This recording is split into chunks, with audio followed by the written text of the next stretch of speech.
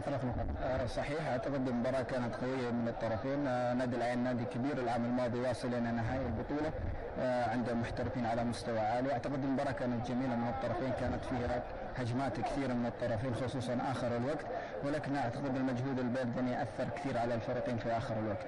كابتن تيسير، الان لما يكون الكابتن ياسر بن سليم حارس المرمى هو نجم المباراه في المباراه الماضيه وهذه المباراه على ارض النادي الاهلي، هذا مؤشر خطير انه مستوى اللاعبين في ضرب؟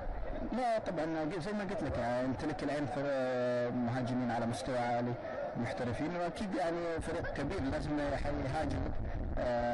طبعا هذا وظيفه الحارس انه يصد. بعض الاحيان الحارس هو يشيل المباراه. اعتقد الفريق اليوم قدم مباراه جيده، الفريقين نادي العين ونادي الاهلي، اعتقد كانت مباراه جميله. الان احنا لسه في الصداره، حنتبقى ان شاء الله باذن الله مباراه الى مباراتين من الثلاثه ان احنا لازم نكسبها ونتاهل.